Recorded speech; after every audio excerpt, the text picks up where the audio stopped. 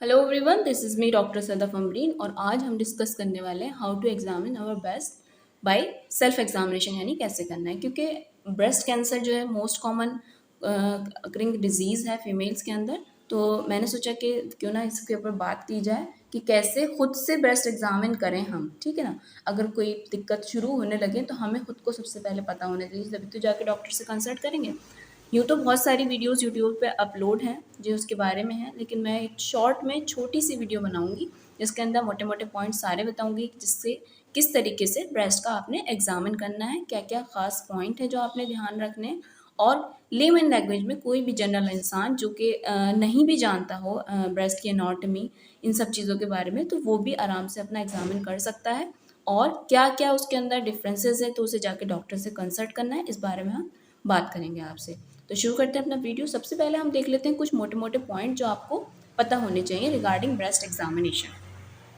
अच्छा जी, सबसे पहले पॉइंट आता है इसके अंदर कि जो ब्रेस्ट का एग्जामिनेशन करना है हमें, वो हमें अपने टिप्स ऑफ द फिंगर से नहीं करना है, ठीक ना। यूं दबा के नहीं देखना। सिंपली हमें इनसे जो पोरे होते हैं, जिन्हें जिन्हें बोलते हैं टिप, इसकी जो वाला पामर सरफेस होता है, इससे सिंपली आपने प्रेस कर करके देखना है। क्योंकि आप जब भी इस तरीके से दबा के देखेंगे तो आपको कुछ ना कुछ फील होगा। वो सिंपली ब्रेस्ट लोब होती हैं, जब भी कोई भी फीमेल एग्जामिन करती है तो वो अगर इस तरीके से दबा दबा के ब्रेस्ट को देखती है तो उसको कुछ ना कुछ फील होगा, जिससे वो समझे कि कुछ है। वो सिंपली कुछ नहीं होता, वो ब्रेस्ट की लोब्स होती हैं जो नॉर्मली ब्रेस्ट में प्रेजेंट होती हैं। सबसे पहला पॉइंट आपने ये ख्याल करना है, ठीक है ना। दूसरा पॉइंट, मैमोग्राम जो है हर फीमेल को कराना ज़रूरी नहीं होता है, ठीक है ना। अगर आपकी एज 40 है या 35 है, कुछ बुक्स में लिखा है 35, कुछ में लिखा है 40, यानी अगर 35 से 40 के बीच में है तो आपको कराना है अल्ट्रासाउंड ब्रेस्ट, ठीक है ना। और अगर आप 40 से 60 के बीच में हैं तो आप कराएंगे मैमोग्राम, ठीक है। मैमोग्राम का क्या मतलब है? Simply examination x-ray of the breast जिसे बोलते हैं। तीसरा पॉइंट रिगार्डिंग मैमोग्राम, अगर कोई फीमेल है जिसकी एज 40 साल है तो 40 साल के बाद जो है मैमोग्राम कराना चाहिए। कब कराना चाहिए? 40 साल के बाद कराना चाहिए। और फिर हर 3 साल बाद जो है मैमोग्राम रिपीट कराना चाहिए हर फीमेल को अपना। अच्छा जी, अगर किसी की फैमिली में यानी ब्रेस्ट कैंसर की हिस्ट्री पॉजिटिव है, यानी अगर उसकी अम्मा को या उसकी बहन को या उसकी खाला को, या फिर कुछ बुक्स में ऐसा लिखा है कि आंटी यानी फूफो को भी अगर ब्रेस्ट कैंसर है, या फिर समझें कि अगर घर में 4 बहनें हैं और 4 में से 3 बहनों को ब्रेस्ट कैंसर है और चौथी को नहीं है, तो इस केसेस के अंदर 20 से 40 साल की उम्र में उन फीमेल को जिनको अभी नहीं हुआ है, उनको हर 5 साल पे अपना अल्ट्रासाउंड ब्रेस्ट कराना चाहिए, ठीक है ना। इतनी बात आपको समझ आई? क्या बताया मैंने कि अगर फैमिली हिस्ट्री पॉजिटिव है, यानी मदर को, सिस्टर को, खाला को या फूफो को, इनमें से किसी को भी ब्रेस्ट कैंसर है, या आपकी सिस्टर्स में किसी को ब्रेस्ट कैंसर है, तो आपको जब आपकी उम्र 20 से 40 के बीच में होगी तो आपको हर 5 ईयर पे अपना अल्ट्रासाउंड ब्रेस्ट कराना होगा रिगार्डिंग प्रिकॉशन। अब आगे बढ़ते हैं कि किस तरीके से ब्रेस्ट का एग्जामिनेशन करना है। सबसे पहला पॉइंट, आपने ब्रेस्ट को है जो एग्जामिन करना है, तो उसमें ये बोला जाता है कि सिंपली ऐसे ऐसे दबा दबा के देखना है। तो ठीक है, ऐसे नहीं करना होता। सिंपली आपने रेंडमली ब्रेस्ट को पालपेट नहीं करना। रेंडमली अगर पालपेट करेंगे वो भी गलत है, ठीक है। सिंपली ऐसे दबा दबा के देखेंगे वो भी गलत है। तो सिंपली आपको मैं बताती हूँ कि खास पॉइंट क्या है।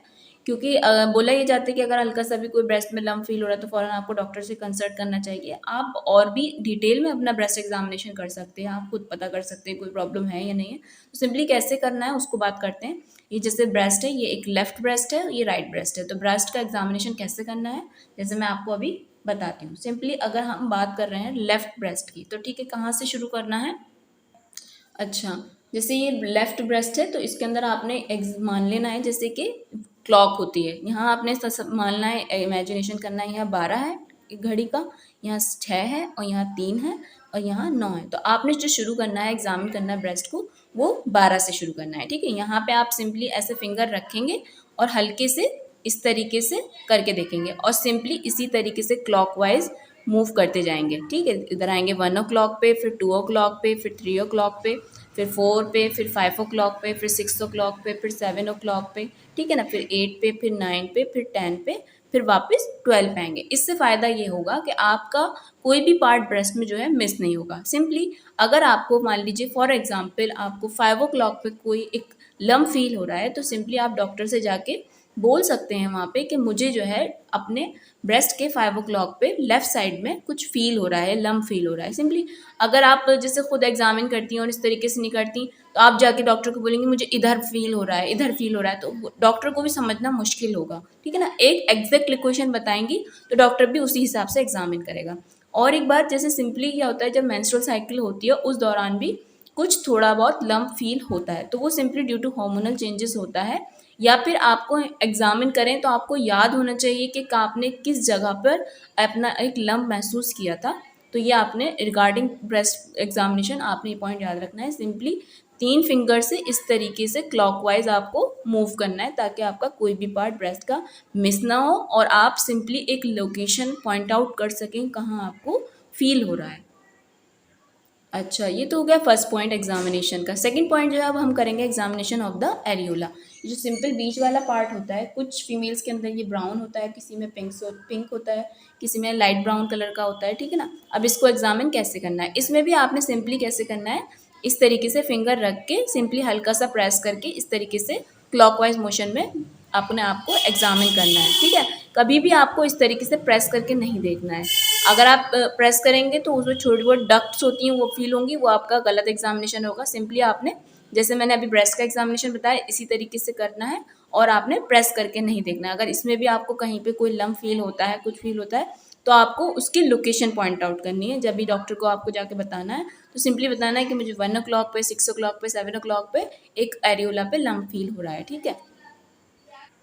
तीसरा पॉइंट, अब आते हैं निपिल पे। निपिल पे सिंपल आपने क्या करना है, ऐसे लेके हल्के से आराम से स्क्वीज़ करना है। अगर उसमें से किसी भी तरीके का डिस्चार्ज हो रहा है, पस डिस्चार्ज हो रहा है, अब वो रेड कलर का भी हो सकता है या ट्रांसपेरेंट भी डिस्चार्ज हो रहा है, तो वो एक खतरे की बात है। अगर फीमेल कोई ब्रेस्ट फीडिंग नहीं कर रही है, अगर नॉन ब्रेस्ट फीड फीमेल है और उसके अंदर प्रेस करने पे कोई भी किसी भी तरीके का डिस्चार्ज हो रहा है, चाहे वो रेड कलर का हो, चाहे वो ट्रांसपेरेंट हो, तो वो एक खतरे की बात है और उसे जाके डॉक्टर से कंसल्ट करना है, ठीक है ना।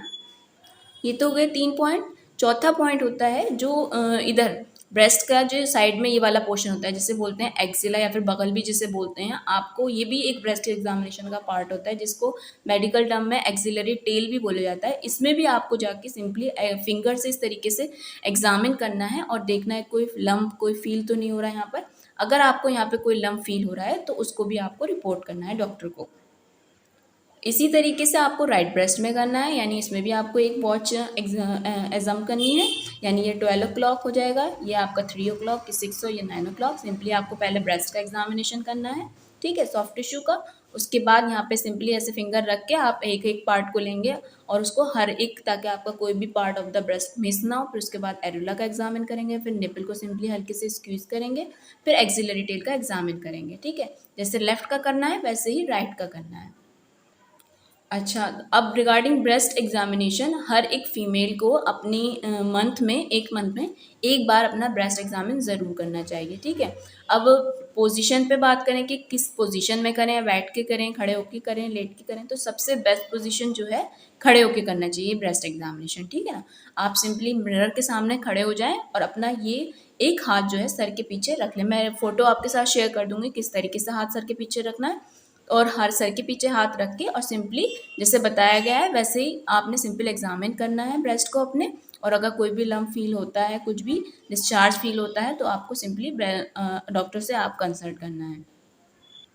40 साल के बाद, हर 3 साल बाद हर फीमेल को अपना मेमोग्राम कराना चाहिए और मेमोग्राम में जो भी फाइंडिंग है वो भी आपको पता होनी चाहिए। यानी अगर आपके मेमोग्राम में 2 सेंटीमीटर या 2 सेंटीमीटर से कम आ रहा है तो स्टेज 1 है, और 2 सेंटीमीटर से ज़्यादा आ रहा है तो वो स्टेज 2 हो जाएगा। और अगर एक्जिला में आपको कोई लिम्फ नोड फील हो रही है तो वो स्टेज 3 है, और अगर कहीं और बॉडी में प्रेजेंट है तो वो अनफॉर्चुनेटली स्टेज 4 में हो जाएगा। आई होप आपको ये एग्ज़ामिनेशन समझ में आया होगा। मैंने सिंपल लैंग्वेज में बहुत आसान तरीके से हर इंसान के समझ में आने वाला एक मोटे मोटे जो पॉइंट हैं, जो एक लेमैन को भी पता होना चाहिए किस तरीके से अपना ब्रेस्ट एग्ज़ामिन करना है, तो ये मैंने आपके साथ शेयर करने की कोशिश की है। और अगर आपको ये वीडियो अच्छा लगा है तो इसको लाइक करें और अपनी दोस्तों में शेयर करें ताकि वो भी अवेयर हों। इसमें मोटे मोटे जो पॉइंट होते हैं रिगार्डिंग ब्रेस्ट कैंसर या फिर ब्रेस्ट एग्जामिनेशन की अवेयरनेस को मैंने काफ़ी प्रमोट करने की कोशिश की है। तो अपने फ्रेंड्स में इसको शेयर करें ताकि वो लोग भी अपना, जो लोग अगर स्ट्रगल कर रहे हैं इस सब चीज़ से और उन्हें नहीं मालूम है, तो वो सिंपल अपना ब्रेस्ट एग्जामिन कर सकें और इस कोई भी डिजीज़ अगर उन्हें है तो वो अब अर्ली स्टेज पे उसे कंट्रोल कर सकें। तो आप उनके साथ शेयर करें और अगर आपको ये वीडियो पसंद आया तो लाइक करें और मेरे चैनल को सब्सक्राइब करें। फिर मिलते हैं आपसे नेक्स्ट वीडियो के अंदर। जब तक के लिए thank you so much for watching my video and supporting me. Thank you so much.